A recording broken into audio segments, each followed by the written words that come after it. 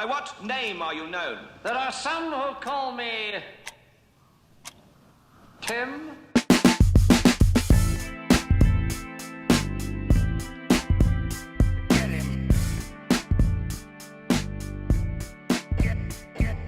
This is Brian Colburn from Playlist Wars, a show where we battle over who created the best playlist for our favorite bands, artists, or musical topics. It's my absolute pleasure to welcome you to 20 Tim Minutes.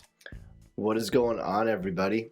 Episode 35 of 20 Tim Minutes. Thank you for that introduction by Brian Colburn, along with Alex Gomez of Playlist Wars podcast. Really enjoyed their podcast a lot. They take a band, and both of them and a special guest make a playlist, and they have a war about it to see who has the best playlist. I stumbled upon them, I think it was like their second or third episode. They did the Beastie Boys, and obviously being a big Beastie Boys fan, that I had to throw my 2 cents in, and they didn't probably want it, but they got it. I gave them all of my 2 cents. Beastie Boys, MCA, I don't know. That's my favorite Beastie Boys song. But thank you again, guys. Playlist Wars, go check them out. I am sick. I am sorry. I did not know if I was going to record this episode or not, and hopefully I can get through it all. So if I do cough, sneeze, wheeze, breeze, or hit you with Febreze, that's probably why. So I don't know if you can tell, but yeah, don't feel too hot. I feel like I'm getting it at all angles lately. Like it's one of those, like, nothing's going my way, but I shouldn't complain about it, but I am complaining about it, especially on the podcast where no one can hit me with the reply automatically. I was supposed to do the live feed. I couldn't do it today because it's literally like the last minute of me recording this, so I do apologize. So the people that support me on Buy Me a Coffee, I do appreciate it. So in the future, if you do decide to help me with the podcast on Buy Me a Coffee, I'll help you back with it, you know?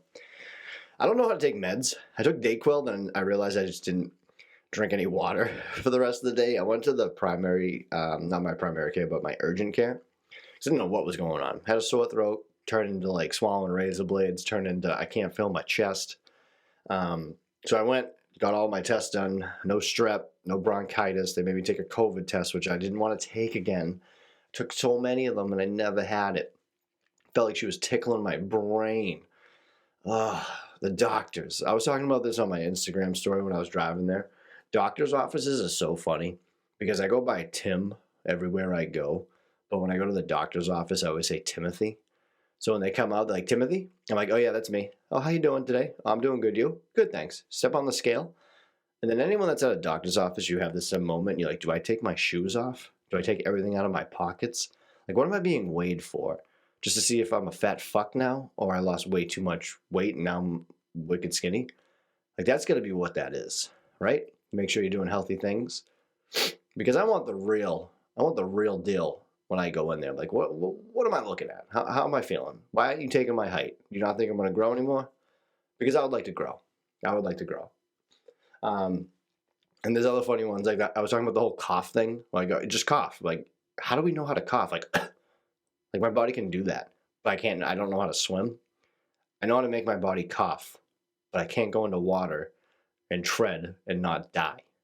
And then we use it for our own good when we call up work. They always said if you hang upside down on your bed where your head's like laying back off your bed and you call, that's when you sound like you're most sick. So kids out there that don't want to work, you want to call out of work sick, just hang your head over the back of your bed and just call out, hey, it's Tim. Yeah, I'm not going to make it into work today. I'm sorry.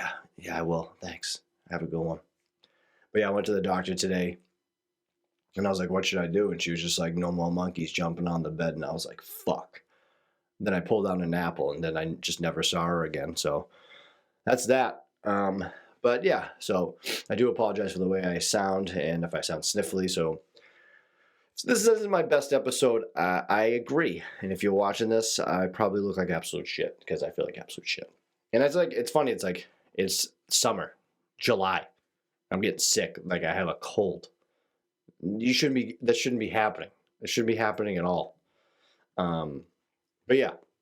So this episode, I was asking a bunch of questions to all my listeners out there, all my 20 Tim members, all my 20 Tim listeners. So I always like when people submit questions or comments that I can refer to on the show because it makes it 10 times easier. So if you want to send me a question, go to 2010minutes.com and click on submit a question. And that's how we can enter this segment called Ask Tim Some Questions. I got one that says, how often do you get socially awkward with small talk and say stupid shit? Let's go with the quick answer. Yes, but let's deep dive into this a little bit more. Example, and I do this crap often. I got a neighbor's mail. That's happened to me. Same house number, but I'm one street over. I bring it to her house. She says, oh, thanks. Me being the asshole that I am, respond with, no, thank you. Fuck my life. Actually, you know what? That's a great response. And I always find that making things even awkwarder than it normally is so much funnier. Like, I forget who sent this to me, but that's funny. That's wicked funny, and I love that. I actually got a neighbor's mail one time. I live in like a 4-person complex, and there's this girl across the hall who's an absolute bitch. And she was just not nice at all. And everyone else in the building was just so sweet and like helped each other out. And she like questioned us of like stealing her newspaper. And at the time I worked for the newspaper company, and newspaper delivery drivers don't like doing that job. So a lot of people would call about like their paper on the roof, and I thought they were kidding. But the guy was like driving at 4 a.m. in his Astro van, not loving life, and just hucking newspapers on top of people's fucking roofs. So I was like, I never like altercations, so I like knocked on her door and was like, hey, no one's stealing your newspaper, okay? No one's doing it. So fast forward like X number of days, whatever, and I used to get Amazon packages all the time, so I picked up my Amazon packages, opened them up. One of them was like shampoo, and I was like, I don't remember ordering this. I don't have hair. And I was like, oh shit, it's my neighbor's. I opened up my neighbor's mail. I was like, I don't know if I'm going to jail. Do I go to jail for opening up a wrong Amazon package? I feel like I'm whispering really loud right now. So I had to get like packaging tape and like do it like mad methodically and like make sure it still looked legit. Then I like snuck out there and put it on top. But she never found out. So if she listens to the show, you're not really a bitch. You're a good person. But no, probably not. But yes, that does happen to me all the time. And I always say this to people. It's like, I am very anxious and I hate those awkward moments. But the thing that keeps me alive is I go, this is going to be so funny so much later. And reading your story, that's exactly something I would do. Oh, thanks. And being the asshole I am, I respond with, no, thank you. Like that person was probably so confused. Like I love confusing people. When in doubt, weird them out. That's how I see it. It's like if I'm in this awkward moment, I'm like, how can I get out of this? Like I can make myself look stupid, but at least it's funny enough where I can get out of it. And that's the best way to end it, because you can say anything, but to say no, thank you, that's awesome. So you shouldn't feel awkward in that situation. You should just feel like a wicked funny person, because what you painted me in that photo, painting me in that picture is, I feel like that's me, because I feel like that's already happened to me. Someone came to my house and thought I stole their package actually not too long ago. And it's like, so I have this 2 dead-end streets, and they both kind of have the similar name. And I think that's what happened. And the person came to my door, and they're like, hey, did you get a package? I was like, no. They're like, oh, I ordered a bunch of medicine for my rabbit that was supposed to come today, and it said it was delivered. I go, okay. And it said it got delivered, but I didn't get it. Yeah, I don't have it. You sure? Yeah.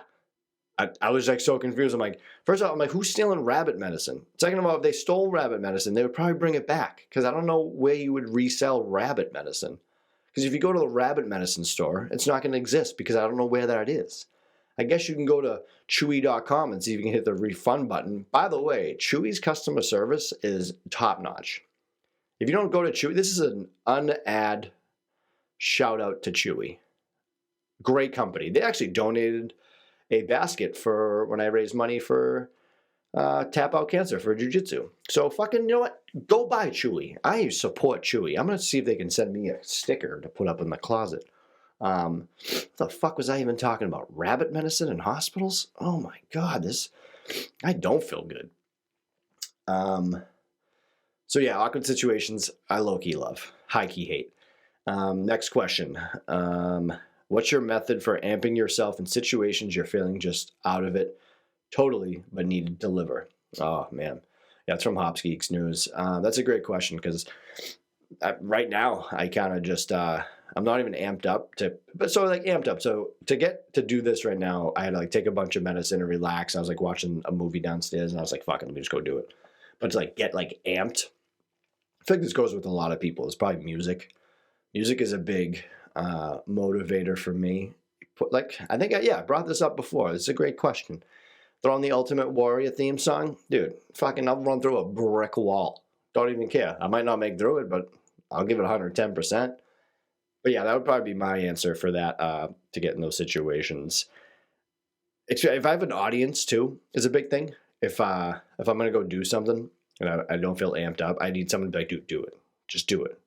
Don't be a loser. Fucking do it. I'm like, all right, let's do it. I'm that guy. If you tell me you won't, I will. So that's why I don't hang out with people anymore. Because if you tell me I won't, I will. But yeah, what do you guys think? Shoot me a message. Let's talk to me about it. What else we got? Let's see here. Let's see. My brain, oh my God, you didn't just do that. Walk away. Oh, okay. I was talking to myself. So yeah, being sick at the doctor's office. Halls, just being in halls all weekend. Halls and lozenges and farmers, fisherman's shit. I don't know. You would get sick at school, and then people would have like the red halls, and they'd just make your lips all like red. It's like the red chapstick, the cherries chapstick. It just looked like you had makeup on. Some of the halls like don't even work. Like Ricola, those are like delicious. I don't know if they're even working. So what I do is I just take honey, like raw honey, and just drink it.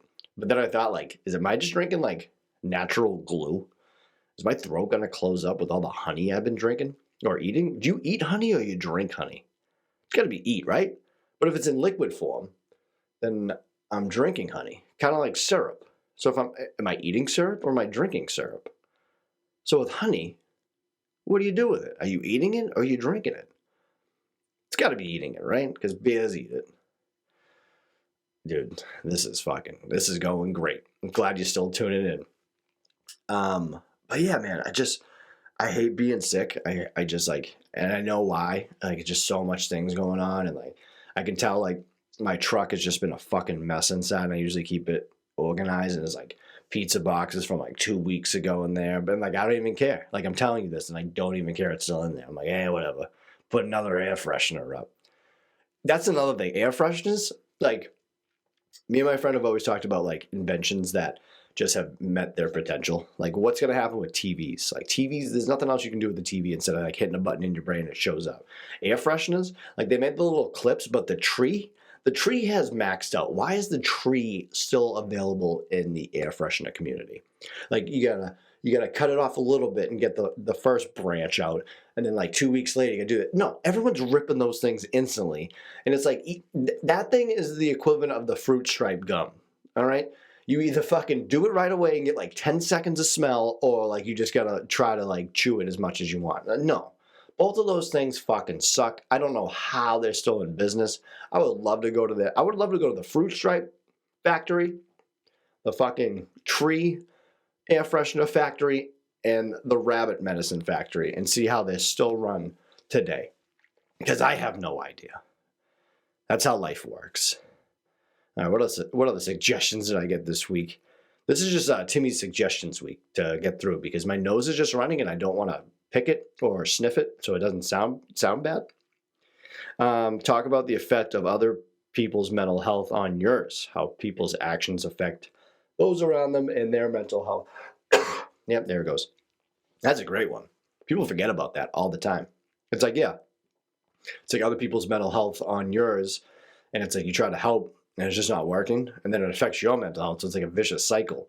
So it's like when you have a bunch of like mental health advocates or just people that deal with mental illness, mental health, like trying to help each other around, and it's not working. It's a vicious cycle. And that happens with a lot of people. And that's another thing we need to work on. Communication's key with anything, any relationship, whether like a spouse, girlfriend, boyfriend, coworker, anything. So, yeah, that gets lost in that's actually really tough. Good question or good comment. That's not even a question. That's a comment. Talk about the effects of other people's mental health on yours. Yeah, I try not to have it happen. Obviously, like, you don't want that. You want to keep making sure it's positive. I know I'm like talking in circles right now, but that is tough, because it's like when I was when Lindsay was dealing with my mental health, like I always had to remember that she was dealing with it, even though she didn't have mental health issues. But go and imagine with someone on the other end also has mental health issues and you guys aren't on the same page and you're going fucking ballistic. So yeah, definitely that's a big communication thing. I feel like it is, and especially if it's someone close to you. That is a really good question. I never even think about that because, like, I know other people with mental health issues, but I don't see them as much or talk to them as much, so you don't really know. And plus, people with mental health problems, they don't really like give it to you all the time. Like, I got friends I talk to about mental health, and I won't hear from them for like 3 months, and they're like, "Yeah, I've been doing terrible. And I just didn't want to reach out." And I'm like, I understand that, and you can, but I'm the same way. If you haven't heard from me in a while, then everyone's like, "How you been?" I'm like, "Oh, I've been fucking terrible. How are you?" They're like, "Really?" I'm like, "Yeah." I love saying things in sarcastic tones that are serious because no one ever knows if I'm serious. So it's great. So it's kind of like unpassive aggressiveness. Passive unaggressiveness, I think maybe. That could be it. Either way, that's like my go-to is just saying serious shit in a sarcastic tone. When people would be like, "All right, Tim, have a good night." I'm like, "Yeah, can't wait to go flip my car over." And they'd be like, "Oh, yeah." I'm like, "I'm being dead ass serious right now." Speaking of that, I have an interview that should be out now with Chris Meek. Great guy, great interview. I'll be posting that. You'll find that easy in probably the show notes and all that stuff. But he did his research, and we talked about where I'm from originally, Quincy, Mass. And he brought up like the history of the city. They talked about the whole Narcan issue. Quincy, Mass was like one of the first, I think it was the first police department to implement Narcan on the police officers. So it was really cool to talk about that. Shout out Quincy, Mass, QPD. What up? Yeah, so I have a lot of good interviews coming up. I got Liv Bowser this week from Liberate Studios. It's pretty much like a fitness studio, but just for your mental health, and it's really cool. She was an awesome interview. She talked about the time she was in a plane crash, so you definitely don't want to miss that one. And when we talked initially, she brought that up, and I was like, wait a minute. I was like, what?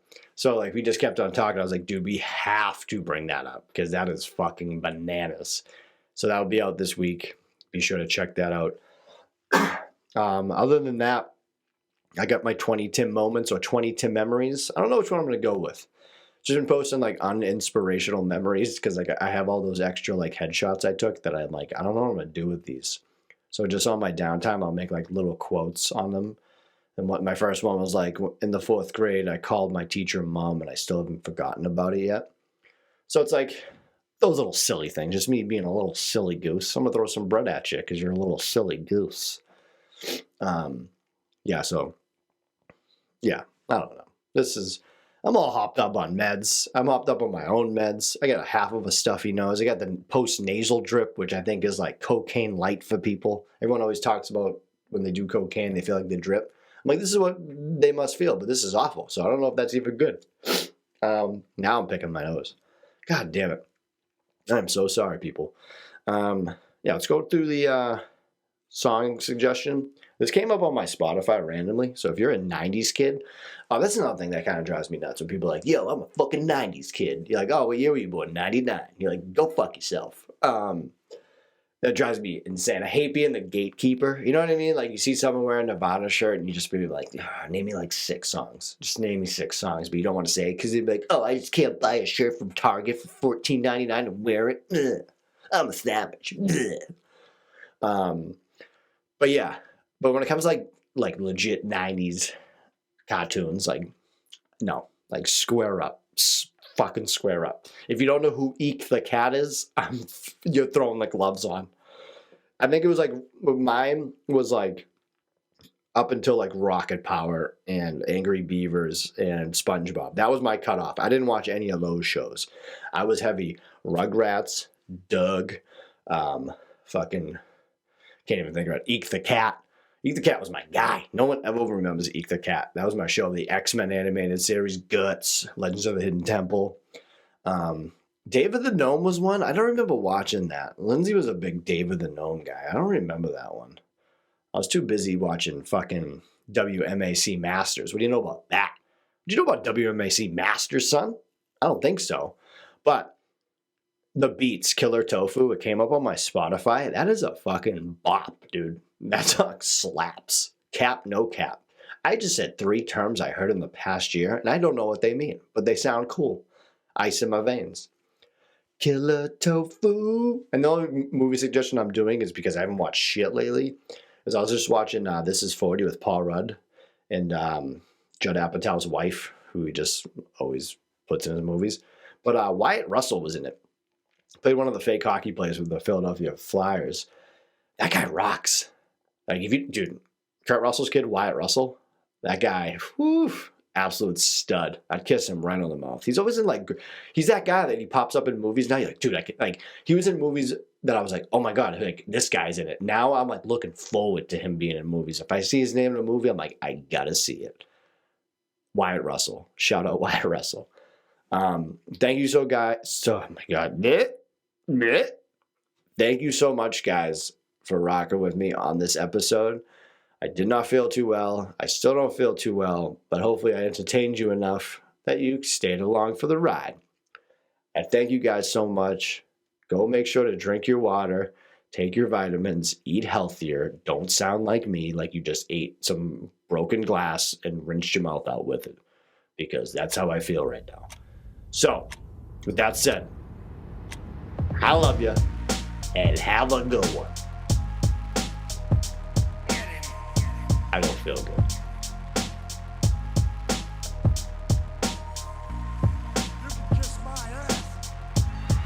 This podcast is not intended to be a substitute for professional medical advice, diagnosis, or treatment.